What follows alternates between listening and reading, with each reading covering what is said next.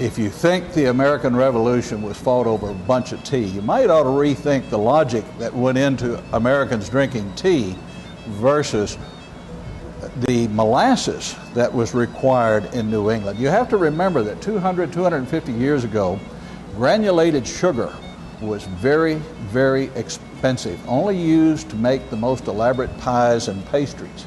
So it was scarce, of course. It was very scarce. But you still had to have sweetening to make your bread. You had to have sugar of some type, and you had to make your pies and puddings and what have you. Sure. Well, of course, the sugar, granulated sugar, being very expensive. In fact, it was so expensive it was kept in a piece of furniture called a sugar safe. Now, molasses, on the other hand, was relatively cheap. It's necessary, the sugar is necessary to make bread, so yeah. Molasses was used to make all kinds of things that required sweetening. Bread, puddings, anything that required some kind of sugar. Like all the old recipes, always molasses. Baked always beans, molasses. Yeah, Indian pudding, yeah. Any of those kind of things, yeah. Now, back to the American Revolution. Us American entrepreneurial types figured out real quick that we could buy molasses from the French cheaper than we could buy molasses from the British islands. So what we did was we started importing island, and the British got a little testy about it, so they slapped us with a big old tax. Yep. And that tax was the ultimate driver for the American Revolution. So when I tell you that the history of rum in America, they are so intertwined hand in hand. They're truly hand in hand. Wow. Yeah. If in the whiskey world we would be using what we call a doubler, but in fact we are in the rum business, so our doubler has a little different name. It has it's called a spirit still. Okay. And what we're doing is that is actually our second distillation. When we start our process, actually we start with our fermenters here. And my neighbor up the road has several, I think they're about 50,000 gallon fermenters. Yeah. We have 4,000 gallons of fermenting capacity total in the distillery. We put in our water and our molasses and our yeast and yeast nutrients. In about 10 days, we have a pretty doggone good molasses beer. From there, it goes into what we refer to as our beer still. This is our mainline still that is used to do all of our first or rough distillation. We will take the molasses wort, W-O-R-T, yeah. From the fermenter and put it into the beer still. And to take you back to your high school chemistry, water boils at 212 degrees. Right. Alcohol boils at 177 degrees.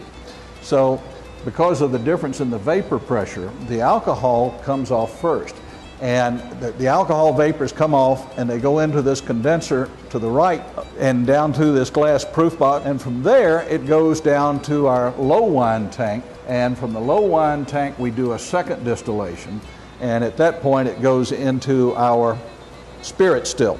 Okay. From the spirit still, we do a second distillation, which really just kind of polishes or refines the rum. So what you're doing, in essence, is removing water, concentrating flavor.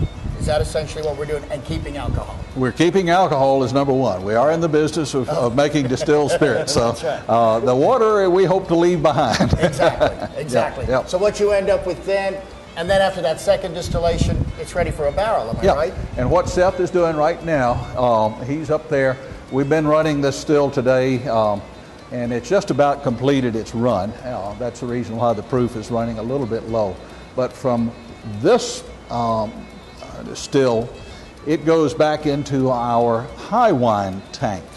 And once we have completed all three runs out of our fermenter, we'll have about 200, 250 gallons of a rum that is in the 9,500 proof category. Wow. And at that point, it goes in our barrels. And if you want to kind of follow me back here, I'll show you what part of a little bit where it goes next. Garrett, once we have put our product into the low wine tank, distilled it the second time into the high wine tank, it is now ready to be barreled. And if you'll notice that we put our rum up in small 15-gallon barrels. 15-gallon barrels have twice as much surface to volume ratio as a 50-gallon barrel, but the product doesn't age twice as fast. It ages exponentially faster. Right. What we're looking for is a good, rich char in these barrels. These are new charred oak barrels, and this is the char that you see in there, and it's actually what we refer to as an alligator char. Do you see that? This is the interior. This is the interior of the barrels. And you see that little, looks like the alligator backs down there. Well, that sure does. That's what we asked for, is a 3-millimeter alligator char in our barrels. These are made for us by a small cooperage in Hot Springs, Arkansas, that's been in business.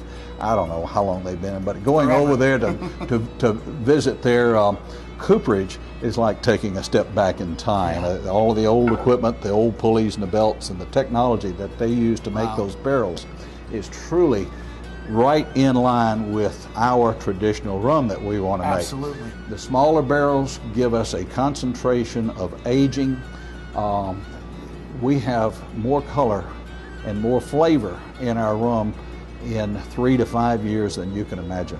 No artificial flavorings whatsoever. No colors, no artificial flavor. Unbelievable. When we say our rum, it is a natural aged rum. 100%. And aged in these small barrels is very, very unique to our distillery here. And I know that a lot of the larger rum distillers, or some of the better known rum distillers, are notorious for coloring, adding coloring agents to the rum to give it a richer color. It's a little bit more complicated than that. Not only will they use caramel color added, but they're also using used whiskey barrels. You know what your rum tastes like when you put it up in used whiskey barrels? Well, it tastes like used whiskey. It tastes a lot less like rum and a lot more like whiskey, Yeah. So people, if you'll notice that we, as I said, we're putting it up in new charred oak barrels, and more often than not, people will compare our rums. Often they will compare it to a bourbon.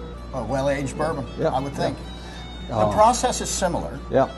It's interesting to see when people taste our rum in a blind tasting and they're not real sure what they're tasting. The people who are really the single malt Scotch drinkers will think this is a good single malt Scotch. Absolutely. The people that are bourbon drinkers think this is a single barrel bourbon. So I kind of walk the line between the two of them. So it's a good market to be in. Absolutely. So. Well, I'll tell you what, it's very interesting. It's also very, very hot. Yes, sir. So what do you say we go taste some of that rum? Let's go taste some rum.